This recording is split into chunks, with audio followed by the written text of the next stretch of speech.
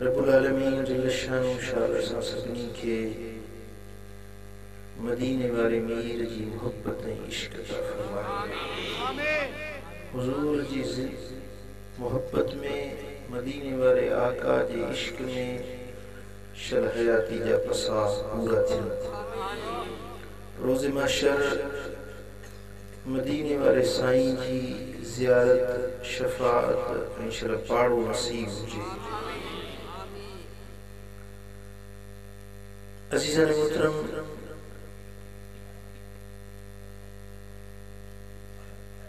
मदीने वाले साईं जी मोहब्बत ऐं इश्क यो दीना ऐं ईमान। महबूब जी मोहब्बत दुनिया आखिरत जी कामयाबी है।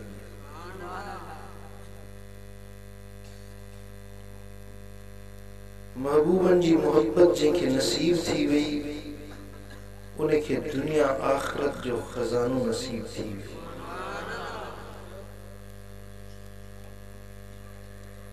बज़ाहिर वो हथे खाली हुजे, तॾे ते वेहण वारो हुजे, पर जंहिं वटि महबूब जी मोहब्बत जी दौलत आ इन जहिड़ो अमीर गनी ॿियो को आहे। पर दुनिया जा माल असबाब खणी केतिरा बि हुजनि, पर जे महबूब जी मोहब्बत न आहेसि त कुझु बि न आहे। ॻाल्हि समझ में आई?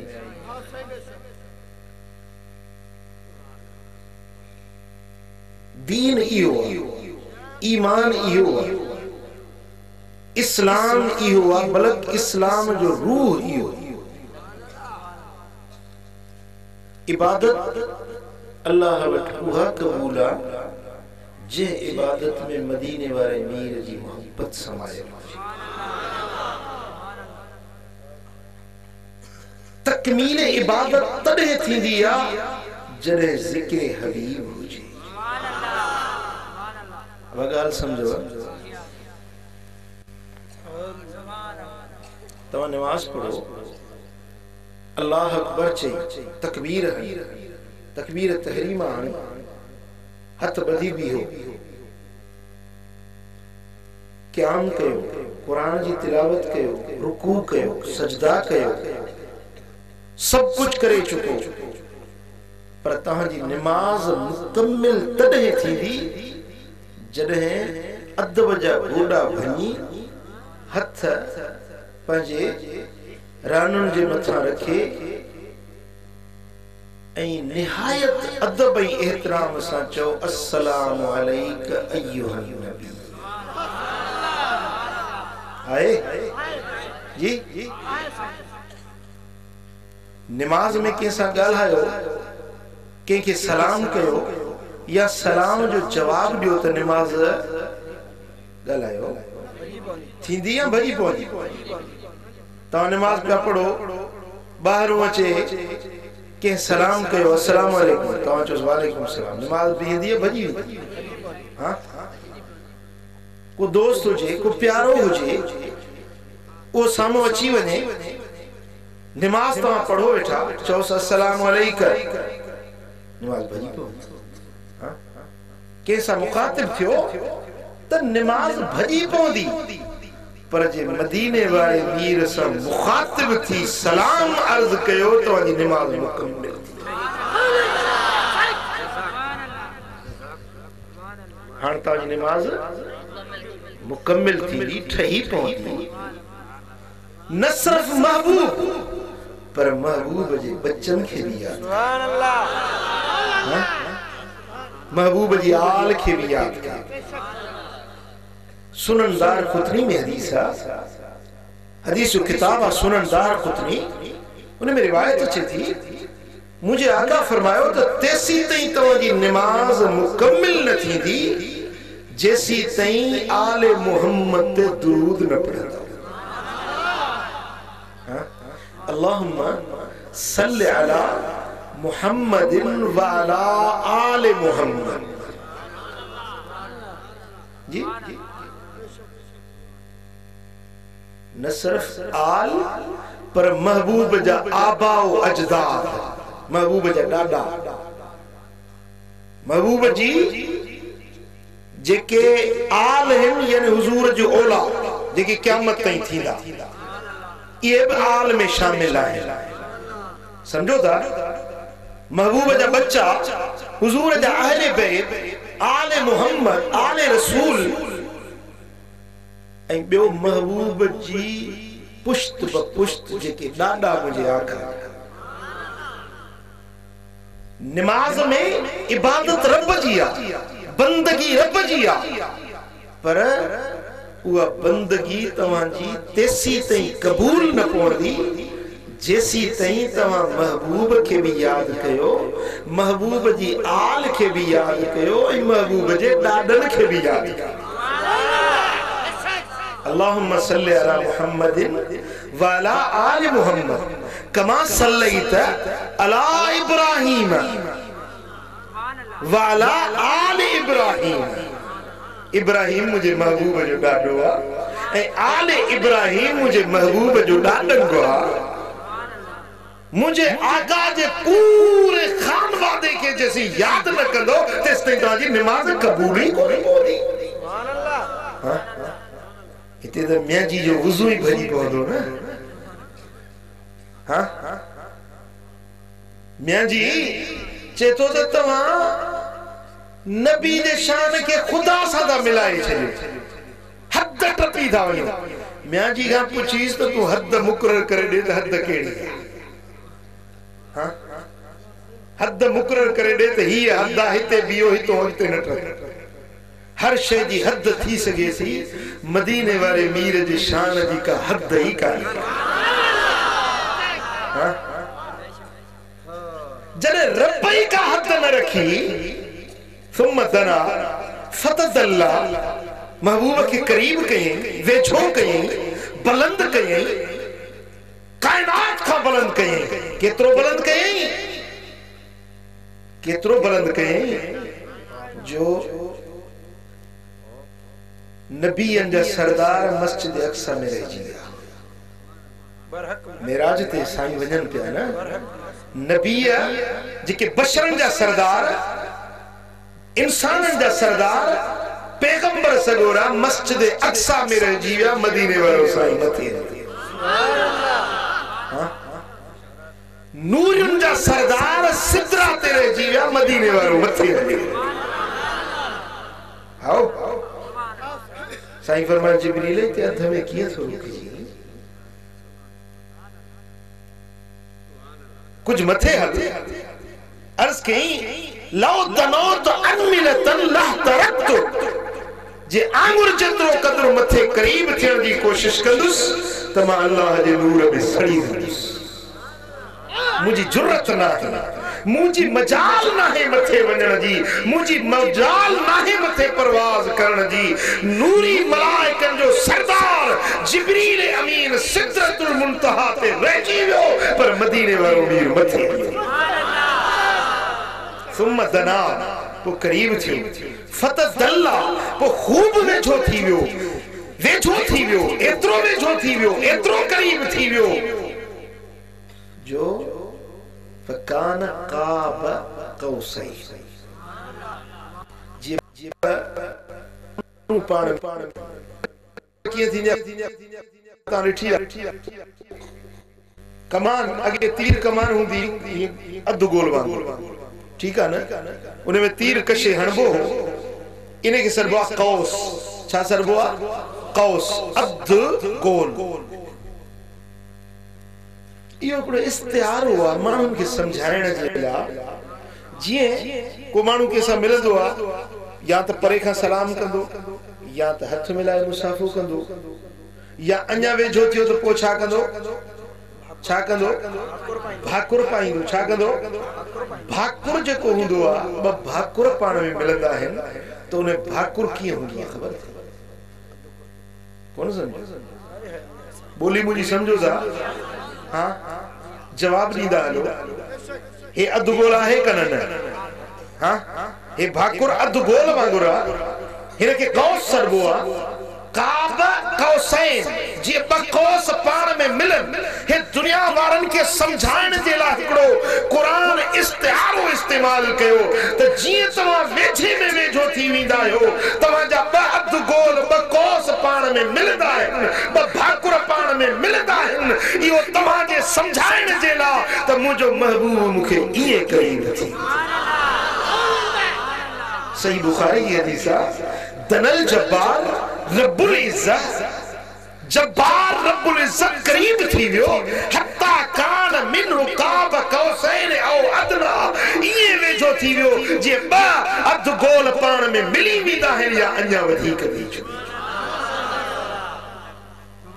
जी बा अध गोल पाण में मिली विदा है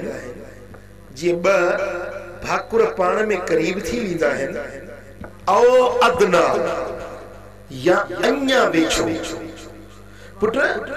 भाकुर जो वेझड़ाए पर इंसानी वेझड़ाए पर वध में वध भाकुर पर इने का वधिक बीब का वेझड़ाए पाए इंसानन वट इंसानन जे अकुल में समझ में बोली में असा जे कोन वेझे में वेझड़ाए पाए भाकुर पाए पर रब जो फरमाए ओ अदना या अन्या वधिक वेझो बोला केतरो वेझो कुरान तो फरमाए औ अदना मुझो महबूब कौसैन दे मुफासले का काब कौसैन काब जी माना मुफासलो कौसैन बिन अध गोलन जेतरो बिन कमान जेतरो या जी भिरुन जो मिसाल दींदा है त भिरुन जेतरो एतरो त थियो तव्हां जे समझाइण जेला या स्पेसिफिकेशन इयो दर्जा बंदी इयो फासलो तव्हां जे समझाइण जेला औ अदना या अन्या वधीक वेझो अन्या वधीक केतरो वेझो इते अची कुरान भी खामोश थी इते अची कुरान भी खामोश थी वियो त औ अदना या अन्या वधीक वेझो मौला केतरो वेझो रब फरमाए तो तव्हां वटि उहे लफ्ज़ ही कोन जो तव्हांखे समझाए तव्हांजे तसव्वुर में तव्हांजे अकुल में तव्हांजे फाम में तव्हांजे कुर्बत में वो तसव्वुर ही कोने जेतरो मुंह पे महबूब के करीब करी औ अदना जा लफ्ज पढ़ी ए मुला जे टिकण में ठगावा निकरी वेंदा हां जेको जो हद है टपी था वणो तवा नबी जे शान में हद का टपी था वणो तू मुखे बुझा त कुरान तो फरमाए तो औ अदना हां बस उन वक्त में अल्लाह रब्बुल आलमीन फरमायो फऔहा इला अब्दिही मा औहा वही कई पंजे बाने के जेका वही करनी हुई बस इहो फासलो हुयो जो हु माबूद है अब्द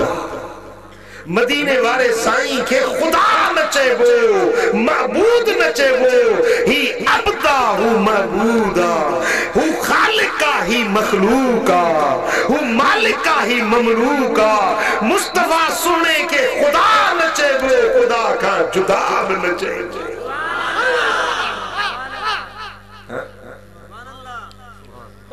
न खुदा चेबो न खुदा का जुदा चेबो हाँ खुदा सदे तयो मुशरिका जेको मदीने वाले साईं के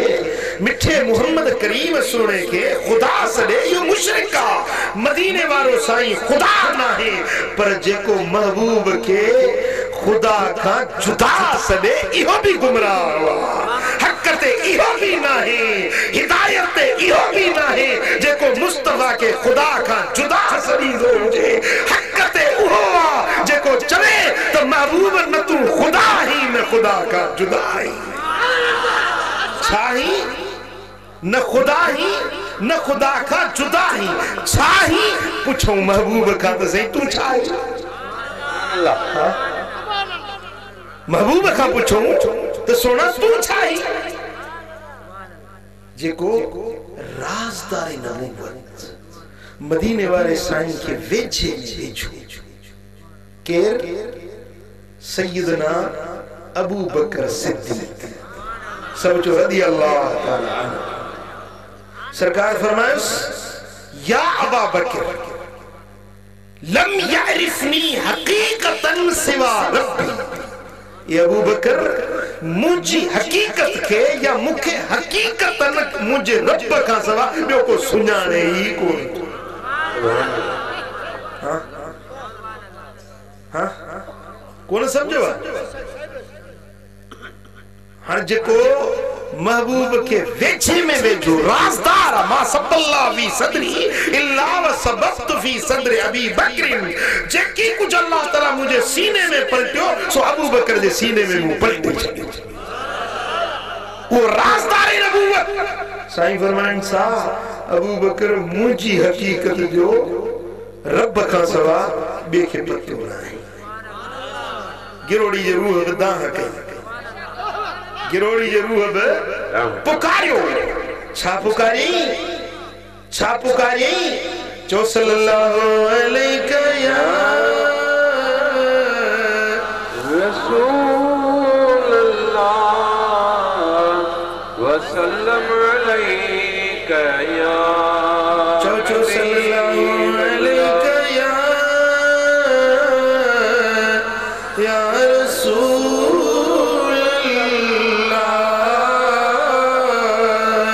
वसल्लम अलैका या हकीकत हबीब जी अजब जेड़िया। हकीकत हबीब जी अजब जेड़िया। नकी चेबो सोधनी नकी मखलूका शफक जी साजा जामे लैल नहार में। शफक वाले वक्त के न को रात चेबो न को ॾींहुं चेबो। मदीने वाले मीर के न खुदा चेबो न खुदा खां जुदा चेबो। छा चेबो छा चेबो? अल्लाह अल्लाह। हजरत पीर मेहर अली शाह साहब इन जी तर्जुमानी कंदे चयो कोई मिसेल नहीं ढोलने दी, कोई मिसेल नहीं ढोलने दी। चुप कर मेरे अली इथे जा नहीं बोलने दी। चुप कर मेरे अली इथे जा नहीं बोलने दी। सल्लल्लाहु अलैहि या रसूल अल्लाह वसल्लम अलैका या हबीब अल्लाह। वरी सुनो भिट धणी बादशाह मुल्ला जो पेरो खयूं पियो अचे। हाँ कंहिंजो? मुल्ला जो पेरो खयूं पियो अचे। जेको ब किताब पढ़ी, हाँ ब किताब पढ़ी ऐं समझे तो इल्म कुल मूं वटि। हाँ ब किताब पढ़ियो वो छा चवंदा आहिनि सिंधी में हिकिड़ो पहाको ॾींदा आहिनि त कुए खे हथ आई हरीड़ चए पियो त मां तो पसाए। वग़ैरह समझो न? ब किताब पढ़ी ऐं मिंबर ते बीही तो चए नबी बशर हो असां जहिड़ो खाईंदो पीअंदो। भिट धणी भी पेरो खयूं पियो अचेसि। छा पियो फरमाए? कंज़ कुदूरी काफ़िया पढ़ी परूड़ सब तकर मंडी मां कोड़ी खूह में पेई कछे उब। फरमाए तो कंज़ कुदूरी काफ़िया शाफ़िया सब पढ़ी पग बधी आए पर तुझो इल्म महबूब जे हकीकत के समझण जे ला, महबूब जे शान के समझण जे ला तुझो इल्म इए आ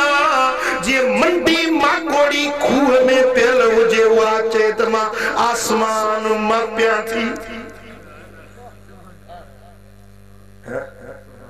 मंडी माकोड़ी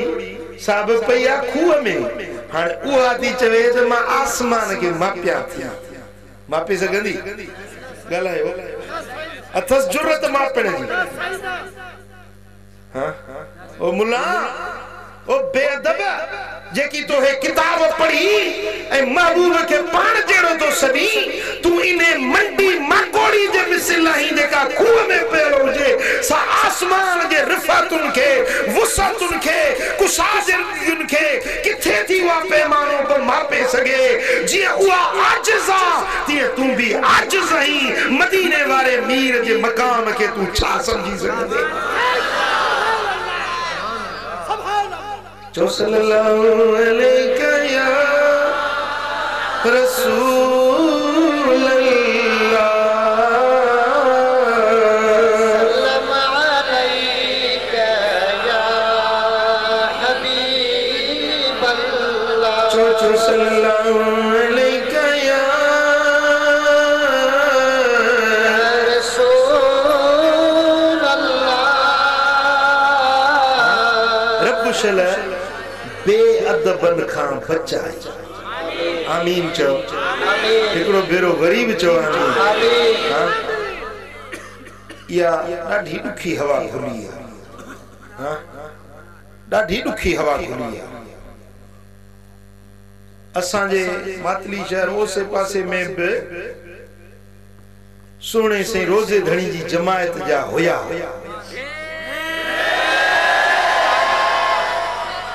हाने छादा चोन असा के हक जो रस्तो हाने हथ आयो वछाए चे यारी हराम बारी हराम उर्स हराम मिलाद हराम हाने जे हक सा बोले असा जा वडा जे की आसे वो गुमराह होया वो मुशरिक होया वो बिदती होया असा हाने हक बोले लगे अब गाल बुझो जेकदे तू पंजे वडन के चवी तो ये मुशरिक होया तो वो मुशरिक जो औलाद के थी हां पो तू तो पो हलाली बारी कोन सरबे न जेकर तू पंजे अब्बन ई डाडन के जन जो तू नसुल आई उनन के चीतो त ये मुसलमान ही न होया तो पो तू वरी के केड़ो मुसलमान थी अब गाल समझो के न हां रब शल इस्तिकामत जे दर के वरतो थई उन के मजबूत वठी हलनो अकीदो पंजो मजबूत रख एतकाद पंजो मजबूत रख चाहो तो मदीने वाले जो मिसल आए कोन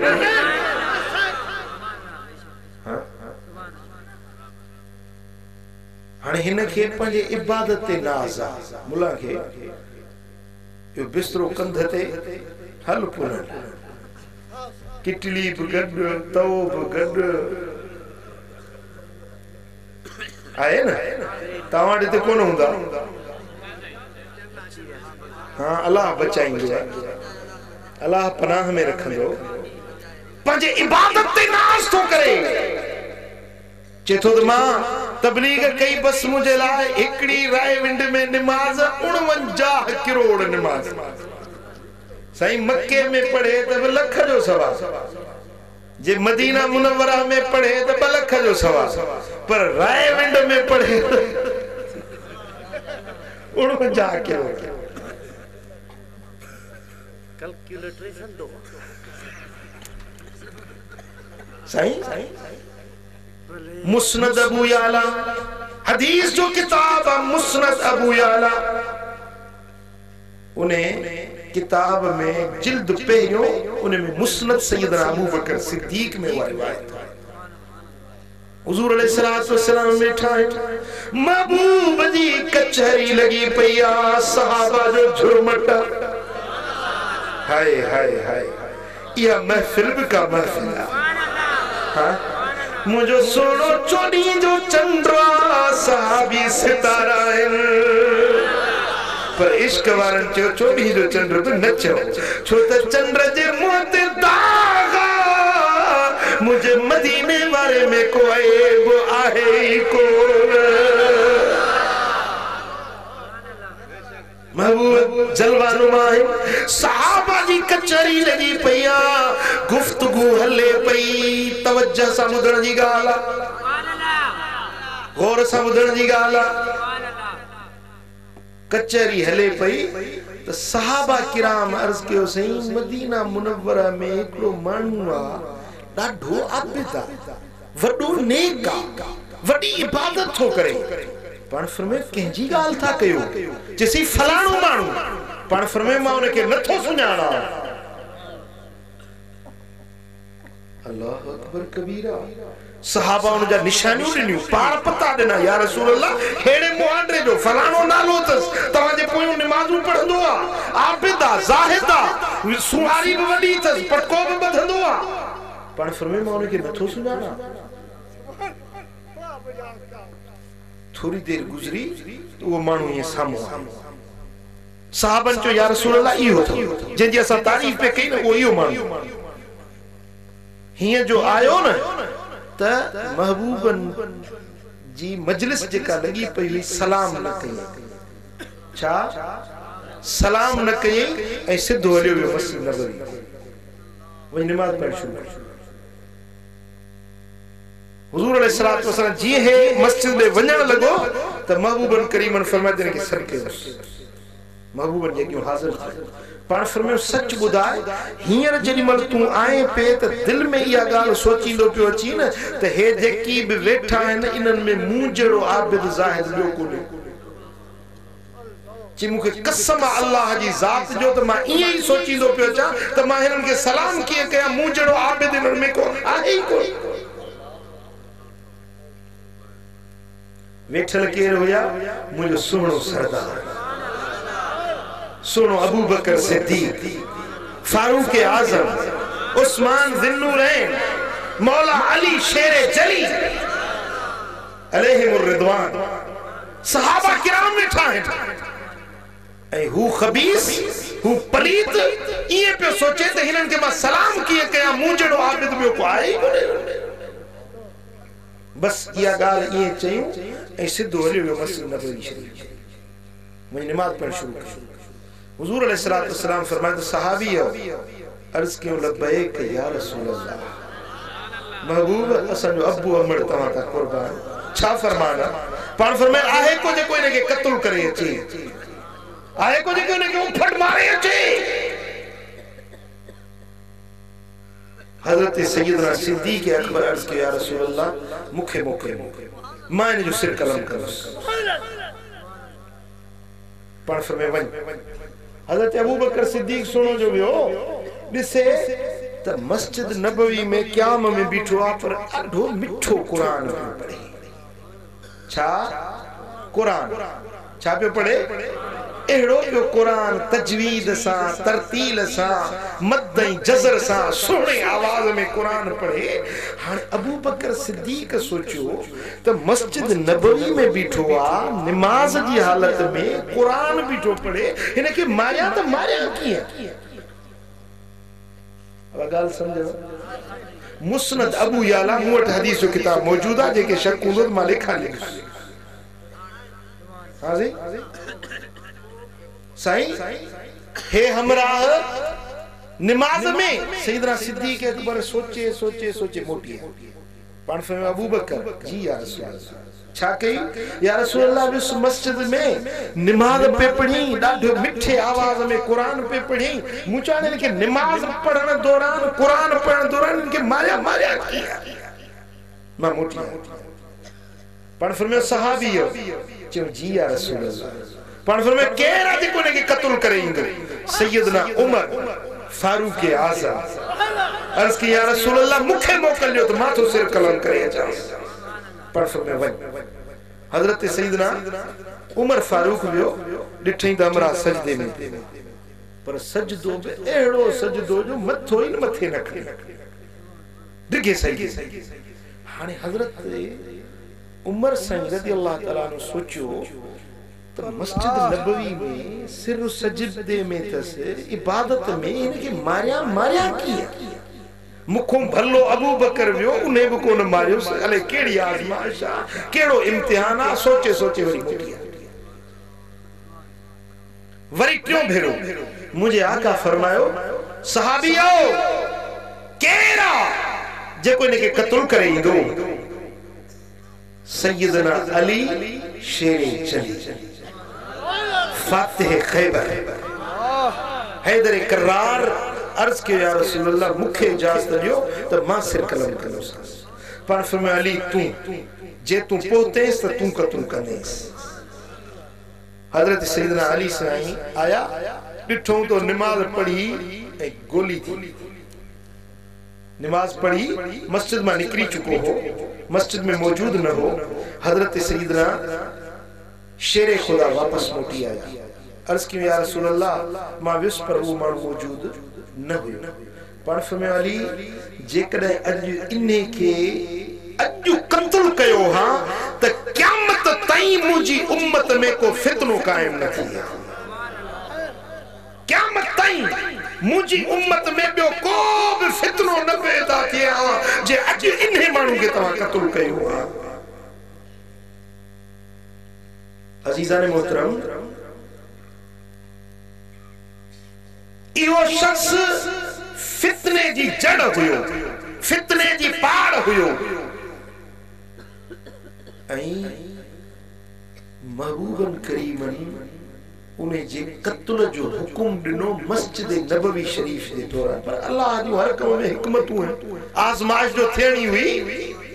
सचन ऐं कूड़न जी परखा जो थियणी हुई जहन्नम के जो भरणो हुयो तो वो कीअं थिए हाँ इन हदीस के सामो रखे थोड़ो सोचो तो इहो मानू जे को नमाजी भी हुयो कुरान जो तालीब हुयो यानी कुरान जी तिलावत करण वारो भी हुयो किरत सा मिठे आवाज सा कुरान भी पढ़े पियो आबिद जाहिद भी हुयो बज़ाहिर सुहारी भी हुयस पटको भी हुयस दीनदारी वारो रंग ढंग भी हुयस पर मदीने वाले साईं फरमायो तो इहो शख्स मां नथो इने के सुञाणा मायने के नथो सुञाणा यो फितने बाज़ आ छाजे करे असां त समझूदा जेको नमाज पढ़े यो दीनदार जेको रोजो रखे यो मोमिन आ जेको मिठो कुरान पढ़े असां जुदासी वडो आबिदा जाहिदा बिस्तरो कुले ते सही दीन जी तबलीग तो करे वडो नेकोकार दुर्वेश आ असीं त ई चवंदा आहियूं त हिन जे ज़ाहिर बारी के ॾिसंदा आहियूं इहो बि त आबिद हुयो कि न हुयो आबिद हुयो या न हुयो बज़ाहिर दीनदार हुयो या न हुयो पर इने में जेका खामी हुई सा केड़ी हुई जो मदीने वाले मीर सा मोहब्बत न हुई महबूब सा बुग़्ज़ दिल में हुई ऐं अचे पियो त इहो पियो सोचींदो अचे त मां सभिनी खां भलो आहियां मूं जहिड़ो ॿियो को आहे कोन नबी जे शान खे घटि पियो सम्झे पाण खे पलीत वधीक पियो सम्झे महबूबन करीमन ऐलान फरमायो त भली हो आबिद हुजे भली ज़ाहिद हुजे भली हो नमाज़ी हुजे भली हो गाज़ी हुजे पर जंहिंजे दिल में अदब नाहे इश्क़ रसूल नाहे इन जी का इबादत रब वट कबूल नहीं बगाल समझो न हां जाहिर के न ॾिसंदा कयो त ही बड़ो आबिदा बड़ो सूफिया अॼु घणा माण्हू बिगड़िया था वञनि हुननि जे ज़ाहिर के ॾिसी फितने में मुब्तला थींदा था वञनि ॾिस त आबिद त आहे कुरान त पढ़े थो पर ॾिस त इश्क़ मुस्तफ़ा अथसि या न परखा इहा थिए सामू अचे या रसूल अल्लाह पुकार हां या रसूल अल्लाह बुधंदो ही न जे हुंदो 2 नंबरी त शिकिल फिरी विंदस हां पर जे हुंदो मोहब्बत वारो या रसूल अल्लाह बुधण सा दिल ठरी पवंदस हां या रसूल अल्लाह बुधण सा कन जा चेहरा गुलाब वांगे कन जा चेहरा जुलाब चो सल्लल्लाहु अलैहि या रसूल अल्लाह सल्लम अलैका या हबीब अल्लाह सल्लल्लाहु अलैका या रसूल अल्लाह सल्लम अलैका या हबीब अल्लाह दीन जो रूह इस्लाम जो रूह अगर का शेया तो वो इश्क़ रसूल अल्लाह अल्लाह मुझा दोस्तों इबादतुन जो मरकज महवर ऐं इबादतुन जो मकबूलियत जो अगर को मेयार तो वो इश्क रसूलिया वरनत इबादत केतरी भी करे यो मुनाफिक सरबो जेको मदीने वाले मीर सा मोहब्बत न रखे इबादत करे हबीबन सा हुब्ब नहीं अरबी जो इश्क नहीं इयो इबादत जे बावजूद भी जहन्नम जे सब का हेठे तबके में पौधो जेके मदीने वाले मीर सा बुग़्ज़ दिल में हुजे महबूब सा मोहब्बत हुजे हबीबन करीमन सा इश्क अंदर में हुजे तो इयो इश्क इया मोहब्बत जन्नत जो चिट्ठो ऐं सर्टिफिकेट तो सल्लल्लाहु अलैहि या रसूल अल्लाह सल्लम अलैका या हबीब अल्लाह। तफसीर इब्न कसीर जेके देवबंदी भी मञंदा आहिनि अहले हदीस भी मञंदा आहिनि तफसीर इब्न कसीर में रिवायत आ तो हुजूर अलैहिस्सलातु वस्सलाम माले गनीमत विरहाइन पिया माले गनीमत जंग में जा जेको माले गनीमत मिलियो विरहाए पिया ॾियनि हर कंहिंखे पंहिंजे पंहिंजे हाल सारू महबूब उन्हनि जे हाल मुताबिक ॾींदा पिया वञनि त हिकिड़ो माण्हू उथियो ऐं उन जा औसाफ रिवायतुनि में चवनि था त उनजी ॾाढ़ी टिकी हुई ऐं उनजी हे गल ही अंदर धसियल हुई अखियूं उन जूं कपार में अंदर घेल हुई निरड़ ते चुट्टो ठहियल हुई उथी बीठो ऐं चवण लॻो त ए दिल या मोहम्मद इत्तक़िल्लाह ए मोहम्मद सल्लल्लाहु अलैहि वसल्लम ड्रिज अल्लाह का ड्रिज ऐं अदल कर यानी हुन खबीस जो मकसद यो हो त ही जेका विरासत थे पैसा सही ना है अब्दुल न पियो थे महबूब जी जात में उनके ऐब नजर आयो नुक्तचीनी कई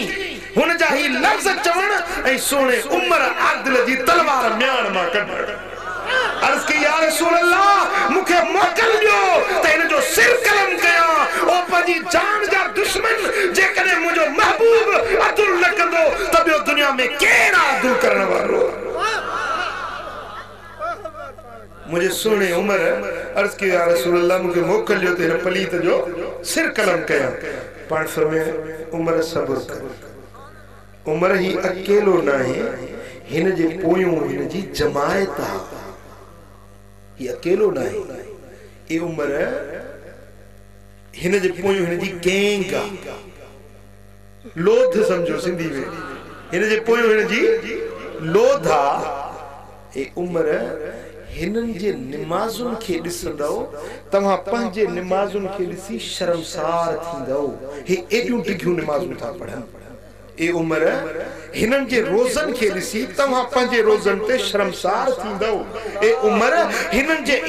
इबादतुन के दिसी तमा पंजे इबादतुन ते शर्मसार थींदो ही एडा आबिद आहिन एडा जाहिद आहिन पर ए उमर ये दीन मा ये निकरी विया जे तीर शिकार मा पास थी वंदो आ अर्ज की या रसूल अल्लाह इहो कीअं भला पाण फरमायो ए उमर ये कुरान पढ़न था पर कुरान इनन जे निड़ी का हेठ नथो लगे यकरउन अल कुरान वला यजावज तराकीहिम यो कुरान इनन जे निड़ी का हेठ नथो लगे ज़बानुन ते कुरान अथन पर दिल में अंदर बुग़्ज़ नबी सा दिलियों भरियल प्यारा दोस्तों इयो बदबख्त इंसान हुयो जे महबूब जी जात में ऐब बोली महबूब जे फैसले ते एतराज वारी महबूब जी बेऐब जात में जेके ऐब नजर आयो हालांकि आबिद भी आहे हुजूर खुद फरमाइन था तो उमर तहां का वधिक इबादत तो करे ए उमर तहां का वधिक रोजा था रखन तहां का वधिक वधीक कुरान था पढ़न पर हिनन में खामी कहिड़ी आ जो मदीने वाले मीर सा बुग़्ज़ था रखन महबूब जी ज़ात में ऐब था ॻोल्हन बस इने जे करे ही दीन मां ईअं निकिरी विया जीअं तीर शिकार मां ॿाहिरि निकिरी निकिरो आहे वदा वो मिठा हाने अजो उन पेरी रिवायत वांगुर या हिनन रिवायत वांगुर उनन के असा के कत्ल कोने करनो मारन जो हुक्म कोने बाकी हुक्म इहो आ त उनन सा गड जोड़ न उनन सा कचहरियूं रिहाणियूं न कयो उनन जे मजलिसुन में न वेहो मता या छिते वाली गिग देखे न लगी पई बगाल समझव पान के बचाएबो इने बदमज़हबन का हथ मथे खणो चो सल्लल्लाहु अलैहि या रसूल अल्लाह वसल्लम अलैका या हबीब अल्लाह हुजूर जा सहाब रसूल अल्लाह वसल्लम अलैका या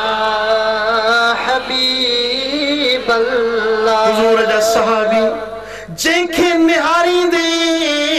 तोखे इश्क हबीब जो पैकर नजर ईंदो अबू बकर के निहार सरतापा इश्क हबीब सा भरपूर सैयदना उमर जी तारीख सीरत खोले दिस सुनो उमर तो के इश्क हबीब जो पैकर नजर ईंदो अल्लाह अल्लाह हजरत ज़िन्नूरैन निहार तो के इश्क हबीब सब सरशार नजर ईंदो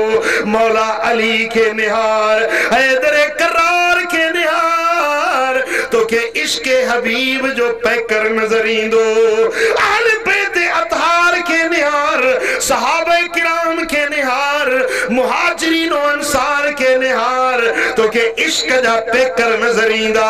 औलियाए किराम के निहार सोने दस्तगीर के निहार रोजे धनी रहबर के निहार सोने सूर्य सरदार के निहार तो के इश्क हबीब जा पैकर नजर ईंदा इश्क मुस्तफा में मदीने वाले आका दे इश्क में तो के भरपूर नजर ईंदा कलंदर के निहार भिट धनी के निहार हर आशिक तो के मदीने वाले मीर जी मोहब्बत में भरपूर नजर ईंदा दर्जो मिलंदो ही उन्हें किया मकाम मिलंदो ही उन्हें किया फैज मिलंदो ही उन्हें किया जिंजी तार मदीने वाले मीर सा जुड़ल हुंदी तो सल्लल्लाहु अलैहि या रसूल अल्लाह वसल्लम अलैका या मुझे दिलड़ी महबूब मोहम्मद रहमत जो पिरी पे कर महबूब मोहम्मद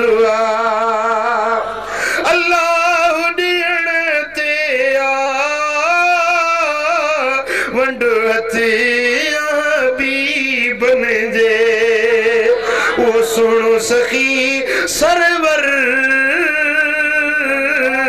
महबूब मोहम्मद मुझे दिलड़ी जो दिल पर महबूब मोहम्मद अल्लाह दिन से चाबियों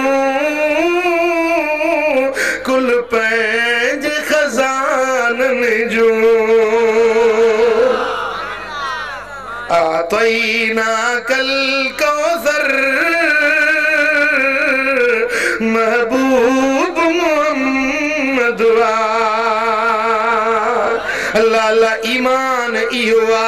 जे दिल में मदीने वाले मीर जी मोहब्बत समायल हुजे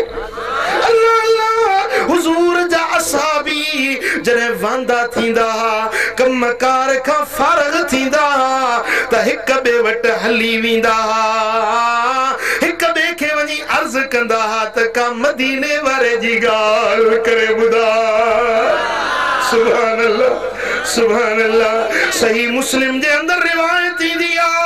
शेखैन करीमैन सैयदना सिद्दीक अकबर सैयदना आदिल उमर बई नबी जा यार महबूबन जे पर्दे फरमाइण का पोइ जी गाला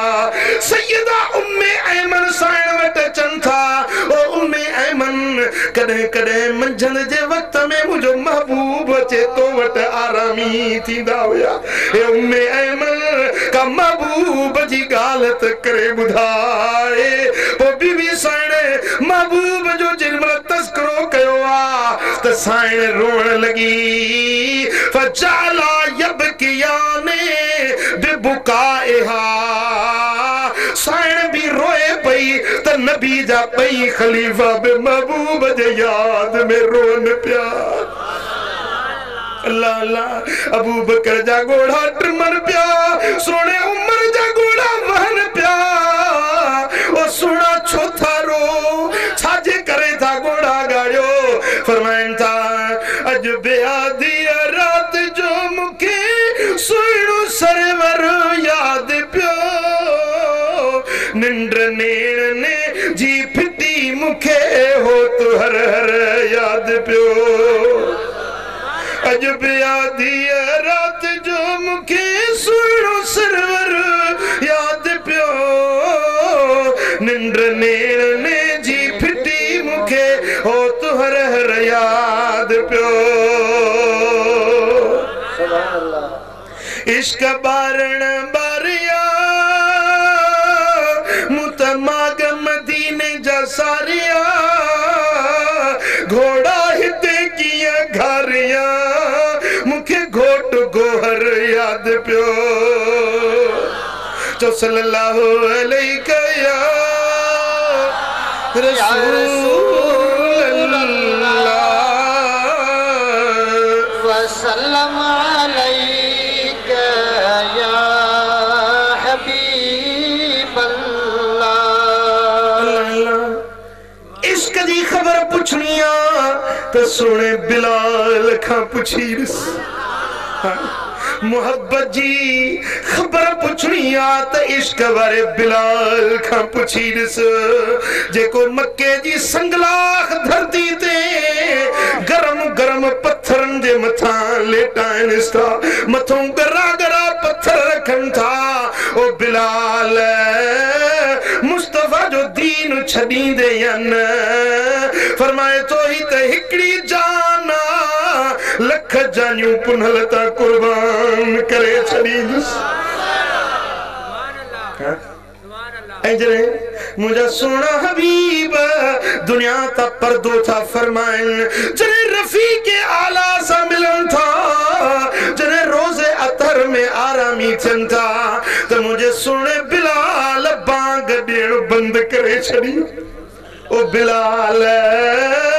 तू बांग छो न छोड़ी फरमाए तो किए बांग चवा जो अशद चई आंगुर जो इशारो महबूब ने कंदो से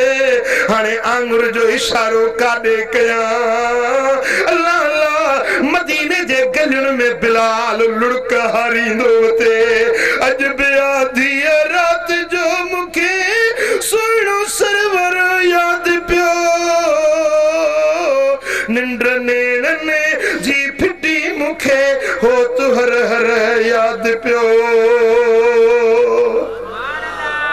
आखिर मदीनो पाक छदे हलब जे शहर में शाम जे मुल्क शाम में हलब जे शहर में वनी रहो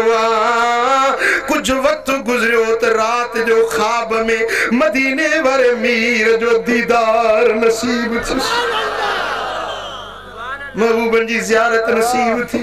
साईं फरमाता मा हादिल जफवत या बिलाल ए बिलाल ये केड़ी जुदाई ए बिलाल मुझो मदीनो छो छड़े वियो ओ बिलाल छा तुझी दिल नथी घुरे मुझे दीदार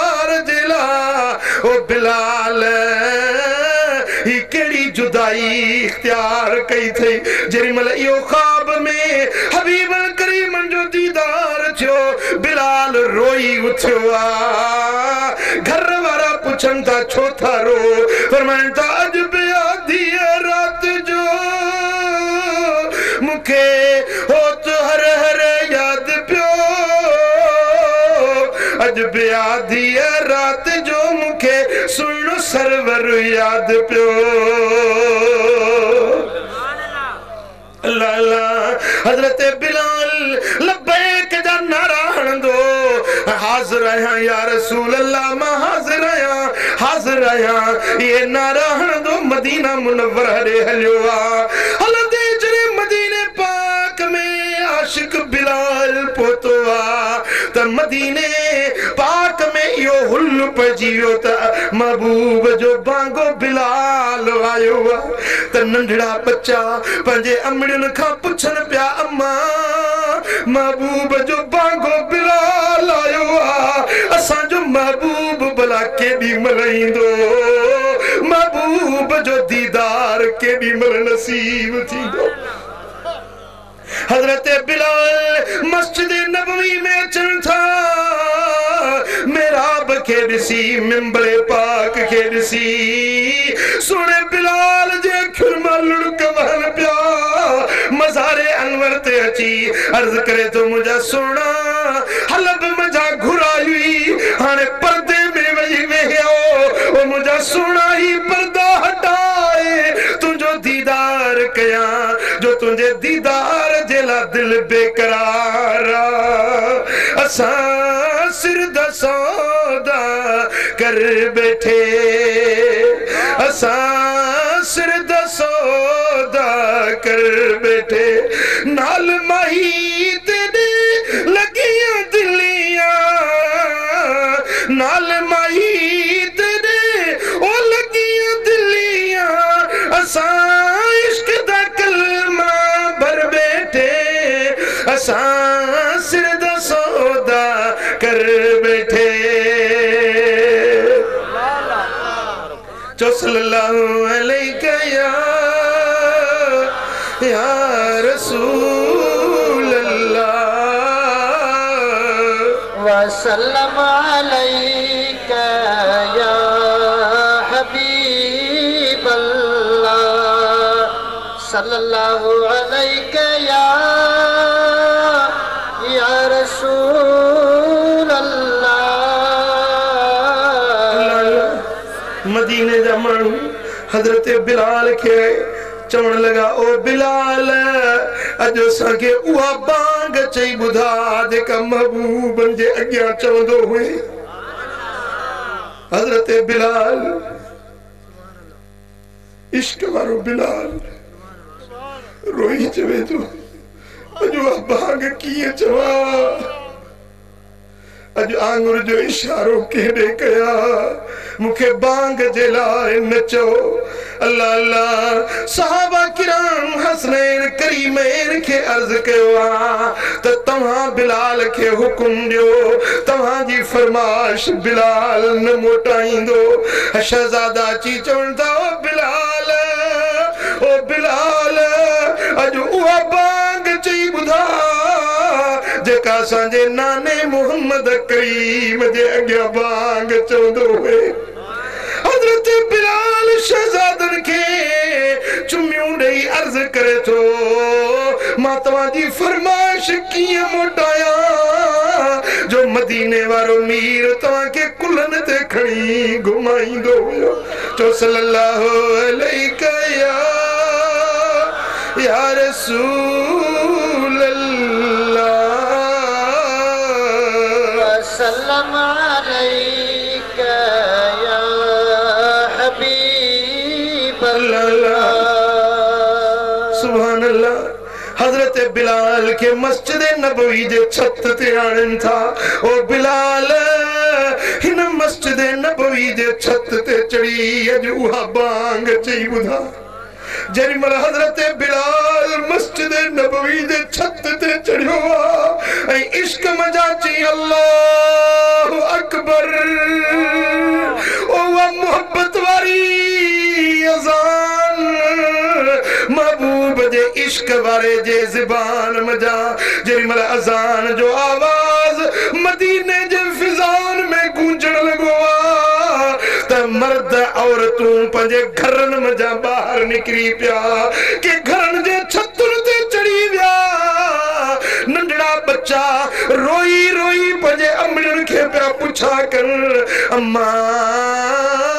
अज तो उहा बाग आई आ जेका मिठे मोहम्मद करीम जे दौर में ईंदी हुई अज तो उहा बिलाल सोने जी बांग अची रही आ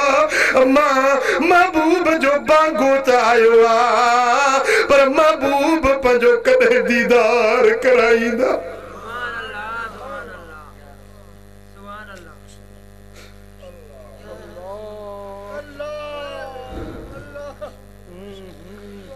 सिर दसौदा कर बैठे नाल माई तेरे लगियां दिलिया नाल अरबी तेरे लगियां दिलिया असा इश्क दा कलमा भर बैठे असा सिर दसौदा कर बैठे रांझा काबा रांझा किबला मालिक मेरा शाना वाला ओ दिल करेंदी सजदा सजन को असा सिर कदमा ते धर बैठे असा सिर दा सौदा कर बैठे सिर दा सौदा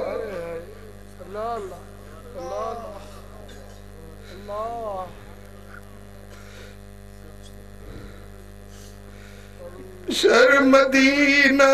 बेशतों भलेरा होया सवाया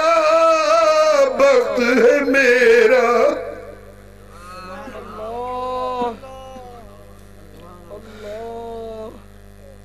शर मदीना बेशतों भलेरा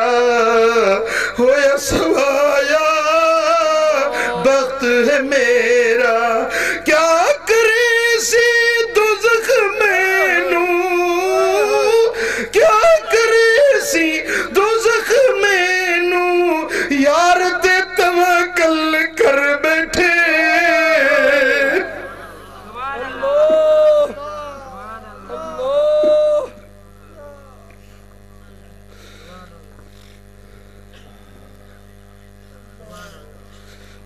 सल्लल्लाहु अलैहि या रसूल अल्लाह वसल्लम अलैका या हबीब अल्लाह सल्लल्लाहु अलैहि सुनो बिलाल बांग चई रहो पूरे मदीने में सगीरन कबीरन में रिहाट पची विया महबूबन जो दौर याद अची वियो तहां जो रिवायत में चे तो पर्देदार औरतूं पर्दा ढके घर खां बाहर निकरी वियो अल्लाह अल्लाह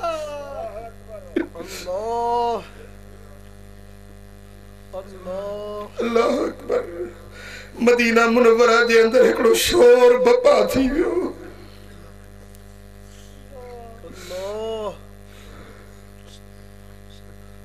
हज़रत बिलाल जी अशहदु अन्ना मुहम्मद रसूल आंगुर खई रण करे किरो जमीन ते बेहोश थी मस्जिद जे छत ते किरी पियो बाग मुकम्मल करे न सकियो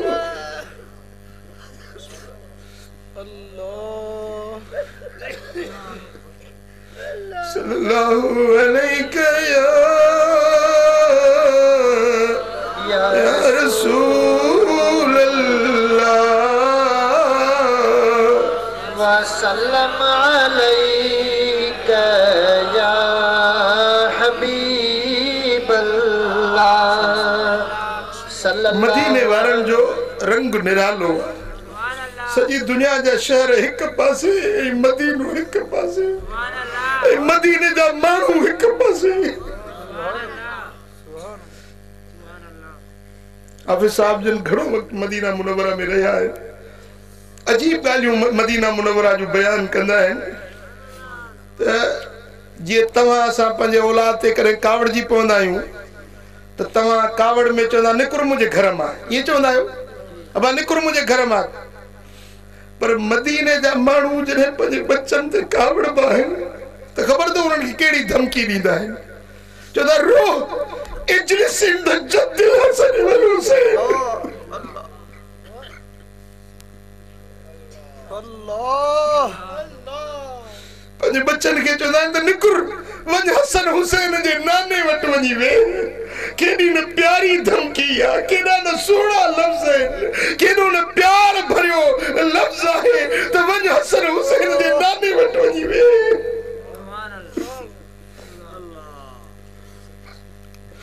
सल्लल्लाहु अलैहि या रसूल अल्लाह वापस वरण जी नए सिर जो कयो मुसोदो हाजत कुछण जी नाहे ओ दिलड़ी दिनम जो के सुनो दिलड़ी दिनम जातो के या वापस वरण जी नए सिर जो कयो मुसोदो हाजत कुछण जी नाहे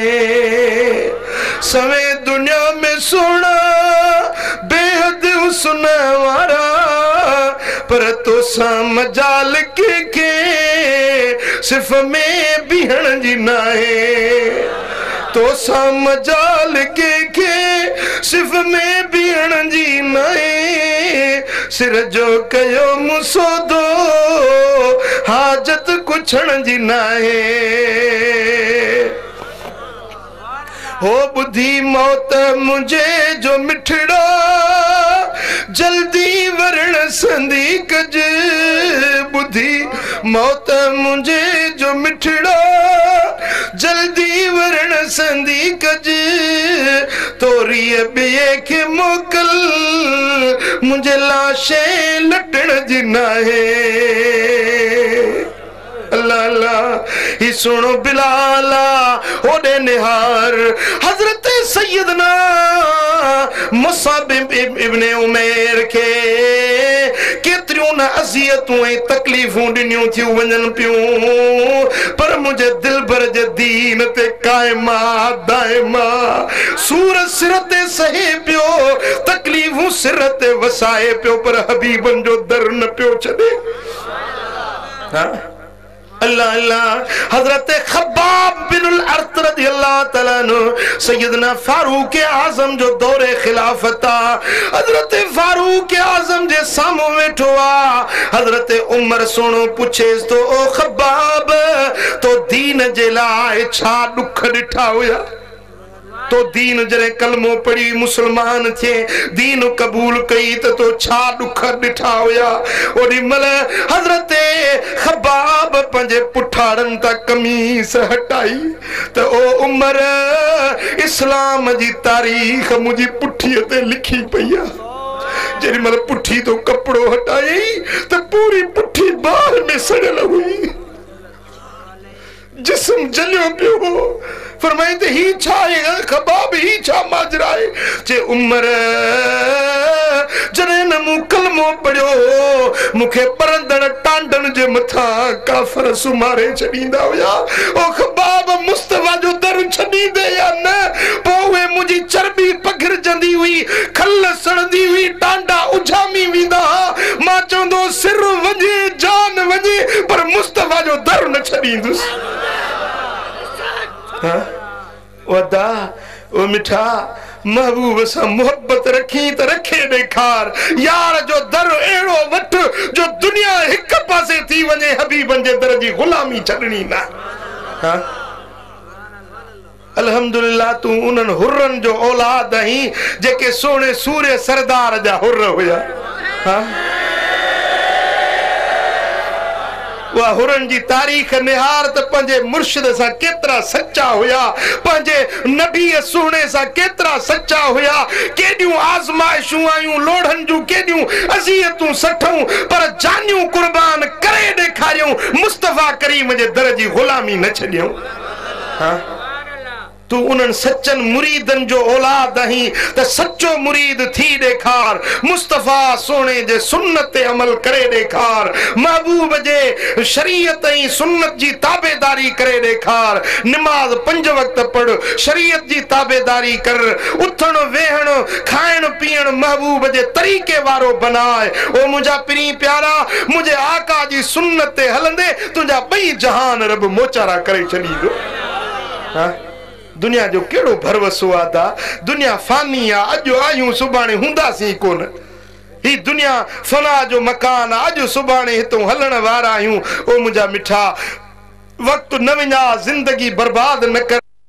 सालिह कर, महबूब जी हर सुन्नत ते अमल कर, शरीयत जे हर हुक्म के मनी ॾेखार। निमाज 5 वक्त पढ़ो, सुहारी मुबारक रखायो, हलाल रोजी खाओ, हलाल रोजगार जी तलाश कयो, मुजादा अखियुन के बुरी नजर खां बचा, बेहयाई जे कमन खां पान के बचा, नेक रस्ते ते हल त अल्लाह बिराजी, अल्लाह जो हबीब बिराजी, मुर्शिद बिराजी। हाँ, मुजादा त पंजे महबूब सां सच्ची मोहब्बत रखे ॾेखार, पोइ दुनिया खणी छा बि चवे। दुनिया तो के मेहना दे, ताना दे, फतवाऊं लगन, मानू चरियो सडन प्या सडन, पर चल यार राजी हुजे। चरियो आया, चरियो आया, चरियो आया, चरियो आया, मोहब्बत में चरियो आया, कयो आ मस्त महबूबन, कयो आ मस्त महबूबन, मोहब्बत में चरियो आया। खिले थी खल्क छा थी पियो, नहीं परवाह का कंहिंजी, खिले थी खल्क छा थी पियो, नहीं परवाह का कंहिंजी, फकत राजी रहे मदनी, फकत राजी रहे अरबी, जहीं कदमे किरियो आया, फकत राजी रहे अरबी, जहीं कदमे किरियो आया, चरियो आया, चरियो आया, मोहब्बत में चरियो आया। न कोथ में खौफ ख्वारी जो, न मेहण आई मलामत जो, न को खौफ ख्वारी जो, न मेहण आई मलामत जो, ये दरिया अतानन जा, तलब में सब तरियो आया। शिरक बिदअत संदी फतवा, हई मुल्ला त छा थी पियो, शिरक बिदअत संदी फतवा, हई मुल्ला त छा थी पियो, इने फतवा सबब कॾहिं न वरणो न वरियो आया। हाँ? महबूब जो सच्चो गुलाम थी ॾेखार, सच्चो फर्मा बरदार थी ॾेखार। हाँ, फोटा त पढ़ाया थी अल्हम्दुलिल्लाह, पर दिल जो इरादो बि हुजे त बीड़ियूं छॾींदुसि। हाँ, ईअं न त फोटा बि वात में, सिगरेट बि वात में, न, दिल में पक्को इरादो कर त मां इहो छॾींदुसि, इंशाअल्लाह तोखे हिन जी बूए बि कोन वणंदी। कुवत इरादी जेका इंसान जी हूंदी आहे न, उहा पक्की पुख्ती हुजे त कंहिं बि इंसान जे लाइ को कमु मुश्किल न आहे। इरादो मज़बूत हुजे, हर कम अल्लाह ताला उन जे लाइ आसानी करे ॾींदो आहे। चवंदे निमाज़ ॾुखी आहे साईं, केरु पढ़े त पोइ ॾुखी आहे, चवंदे सवली आहे मां पढ़ंदुसि त अल्लाह तुंहिंजी मदद कंदो पढ़ंदे 5 वक्त। चवंदे ॾाढ़ी रखां साईं, दोस्त यार खिलंदा, टोकूं टटोलूं कंदा, कीअं थींदो, त पोइ कोन रखे सघंदे। चवंदे मूंखे महबूब जी सुन्नत ते अमल करणो आहे त बस तू करे कंदे अमल, अल्लाह जी भी मदद तोसां, मदीने वारे जी निगाह करम भी तुझे मथां। हाँ, मुझा दोस्तों अल हिम्मत इस्मुल आज़म इंसान जी जेका हिम्मत आहे न इस्म आज़म आ हिम्मत हुजे मानू में पामर्दी इस्तक़लाल हुजे के मानू हूंदा आहिनि 2-3 ॾींहं चाह कंदा निमाज़ रोज़ा ॾाढा सी बस नफ़िल पिया पढ़ंदा 2-3 ॾींहंनि खां पोइ वरी मस्जिद जा सूंहां ई न ईअं न मुंहिंजा दोस्तो सच्चा पक्का पुख्ता मोमिन बणिजो महबूब जे सुन्नत ते अमल करे ॾेखारियो मुंहिंजे आका जी फर्मा बरदारी कयो महबूब जे हर अदा हर महबूब जे सुन्नत ते अमल कंदो वञ रब तुंहिंजा ॿिन्ही जहाननि में बेड़ा पार करे छॾींदो मुंहिंजा दोस्तो ऐं तव्हांखे दावत अर्ज़ ॾिनी वई साईं मौलाना साईं अहमद अली खे मुंहिंजी गुज़ारिश आहे त मथियो महीनो रबीउल अव्वल शरीफ़ जी 24 शरीफ़ सालानो ॾियारो थींदो उन में शिरकत जे लाइ तव्हां सभिनी दोस्तनि खे दावत हुजे रब शल असां सभिनी खे अमल जी तौफ़ीक़ नसीब फरमाए हयाती जा पसा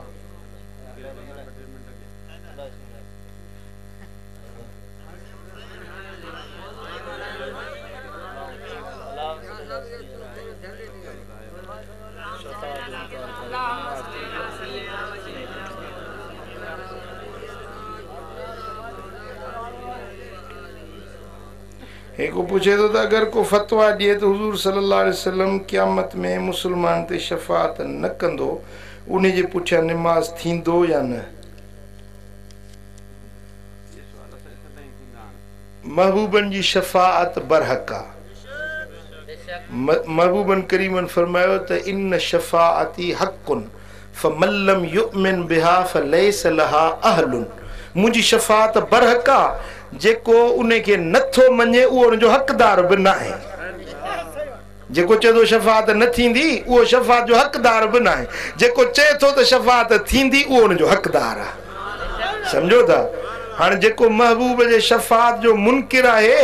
ऐं जंहिंजे लाइ हेतिरियूं हज़ारे हदीसूं बीठियूं आहिनि त इहो बेअदब गुस्ताख माण्हू चइबो जेके ते सारी उम्मत जो इत्तिहाद इजमाए उम्मत आहे त महबूब जी शफाअत बरहक आहे ऐं शफाअत उज़मा खे त अल्लाह जा नबी बि मञंदा क़यामत जे ॾियारे जेका शफाअत उज़मा थींदी हाणे जेको पलीत चवे थो त महबूब शफाअत कंदा ई न त पोइ हिन जे पोइ तुंहिंजी कहिड़ी निमाज़ थींदी समझो था अड़े बेअदब जे पोयों निमाज़ न पढ़ो न को थींदी सही समझो था निमाज़ पढ़ो तो के अदब वारे जे पोयों पढ़ो के इश्क वारे जे पोयों पढ़ो जे हिकड़ी निमाज़ पढ़ण सां तव्हांखे सवे निमाज़ुनि जा सवाब मिली वेंदा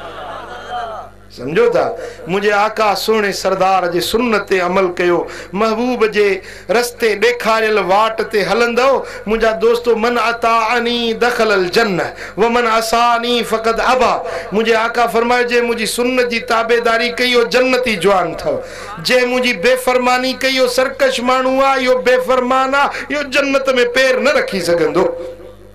मुंहिंजा दोस्तो त महबूब जी सुन्नत ऐं शरीयत पाक ते अमल कयो मुंहिंजे साईं जे फरमान खे ॿुधी उन ते अमल कंदे ख़ुदा तोखे ॿिन्ही जहाननि में शाद ऐं आबाद करे छॾींदो चओ सल्लल्लाहु अलैका या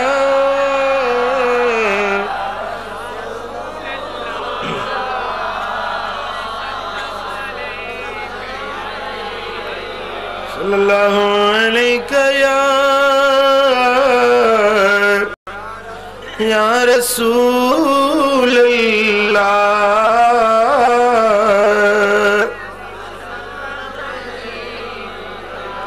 या अय्युहल्लज़ीना आमनुत्तकुल्लाह ए ईमान वारो अल्लाह खां डिजो वल तंजुर नफ्सुम मा क़द्दमत लिगद ऐं नज़र करे ॾिसो त सुभाणे जे लाइ तव्हां छा ठाहियो आहे हर जीव पंहिंजी जीअ में जाती पाए अंदर जो वर्क वराए हर इंसान पंहिंजे अमलन जो मुशाहिदो करे ॾिसे त उन क़यामत जे ॾियारे जे लाइ छा ठाहियो आहे वत्तकुल्लाह इन्नल्लाह खबीरुम बिमा तामलून रब फरमाए तो अल्लाह खां डिजो ऐं जेकी कुछ तव्हीं अमल कयो था अल्लाह उन्हनि खां बाख़बर आहे तवां जो को कदम रब खां गुझो नाहे रब तवां के दिसण वारो पसण वारो आ अला यालम मन खलक व हुवल लतीफुल खबीर छा उन के कोन जाणदो जेको पाण पैदा कयो दस वो बारीक बीना वो खबरवार तवां जे हर अमल खां रब बाखबर आ लिकी लिकी मानुन खां लिकी लिकी गुनाह कंदो ही पर वाहिदुल कहार खां लिकी नथो सगी अब हाओ रब ॾिसे पियो ऐं मुंहिंजो सोनो हयातुन नबिया गाला गाला गाला हथ मथे खणी चओ मदीने वारो हयातुन नबिया मुझो सुनो हयातुन नबिया हाँ भला असां जे अमलन जी महबूब खे ख़बर पवे थी आहे यो अकीदो हाँ महबूब शाहिद है न इन्ना अरसलनाका शाहिदा या अय्युहन नबी इन्ना अरसलनाका शाहिदा ए गैब जे खबरुन बुधाइण वारा असां तोखे शाहिद बनाए मोकलियोसी शाहिद वो जेको ॾिसंदड़ हुजे न वो त शाहिदी ॾींदो न हाँ अल्लाह भी ॾिसे पियो ऐं मदीने वारो मीर भी तुंहिंजे मथां शाहिद हुजे पो सुधारींदे कदम कोन सुधारींदे हाँ महबूब जो दर वठंदे कोन वठंदे ॻाल्हि नमाज पढ़ंदे हथ मथे खणी हाँ मेरी ॻाल्हि ॿुधो हेॾे मुड़े तवजह कजो वास्तो अथव मुर्शिद पागारे जो हाँ मुर्शिद जो वास्तो अथव निमाज 5 वक्त पढ़ो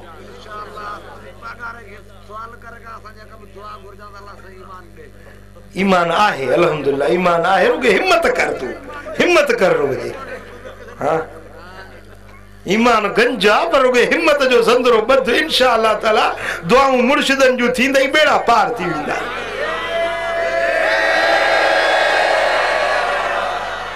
नमाज 5 वक्त पढ़ो सुहारी मुबारक रखायो ऐं मस्जिद सां मोहब्बत रखो कुरान जी तिलावत कयो ऐं रोजानो 313 भेरा दुरूद शरीफ पढ़ो घणा भेरा जिन 313 भेरा रोज पढ़ी तेसी मौत न ईंदी जेसी मदीने वारे जो दीदार न थींदो हाँ महबूब जी ज़ियारत नसीब थींदई ऐं मरण खां अॻे तोखे जन्नत ॾेखारी वेंदी तो दुरूद पढ़ण वारा हीअ तुंहिंजे लाइ जन्नत रब ठाहे तयार कई आहे इहो कमु कजे या न कजे हाँ मुंहिंजे साईं फरमायो आहे इन अक़रबकुम इलैय यौमल क़ियामह अक्सरुकुम अलैय सलवाता साईं फरमाइनि था क़यामत जे ॾियारे में तव्हां सभिनी खां वधीक मूंखे वेझा उहे हूंदा जेके मूं ते घणी सलात पढ़नि था महबूब खे वेझा केर हूंदा केर वेझा हूंदा पोइ तव्हांखे महबूब जी वेझड़ाइप खपे कर न खपे खपे त पोइ दुरूद पढ़ो नमाज पढ़ो अल्लाह राज़ी अल्लाह जो हबीब शल राज़ी थी अल्लाहुम्मा सल्लि व सल्लिम व बारिक अला नबियना मुहम्मद व अला आलिहि व सहबिहि अजमईन अल्लाहुम्मा या रब्बी बिल मुस्तफा बल्लिग मकासिदना वग़फिर लना मा मदा या वासी अल करमी अल्लाहुम्मा या रब्बल अरबाब या मुसब्बिबल अस्बाब या मुनज़्ज़िलल किताब इरहम हालना वस्तुर अयूबना या अरहमर राहिमीन अल्लाहुम्मा अग़फिर लना व लिसाइरिल मुस्लिमीन अल अहयाइ मिनहुम वल मय्यितीन अल्लाहुम्मा अग़फिर लिजमीइ मौतल मुस्लिमीन अल्लाहुम्मा इन्ना नस्अलुकल हुदा वत्तुक़ा वल अफ़ाफ़ वल ग़िना اللهم إنا نسألك الهدى والتقى والعفاف والغنى اللهم إنا نعوذ بك من الهم والحزن والجبن والبخل وضلع الدين وقهر الرجال اللهم إنا نعوذ بك من الشك والشرك والشقاق والنفاق وسوء الأخلاق अल्लाहुम्मा या अरहमर राहिमीन अरहम हालना। या अल्लाह हिन सारी जमात ते राज़ी थी। या अल्लाह हिन सारी जमात ते करम कर। या अल्लाह पीर साईं सरदार जो खैर, पीर साईं सरदार जी जमात जो खैर, हिन सारी जमात जो खैर करीम रब असां सभिनी के महबूब जे दर जी ग़ुलामी नसीब कर। हबीबन जे सुन्नत ऐं शरीयत जी ताबेदारी नसीब कर। मदीने वारे साईं जे मुहब्बत वारी ज़िंदगी अता कर। गुनाहन खां बचा, बुरायुन बेहयायुन खां बचा।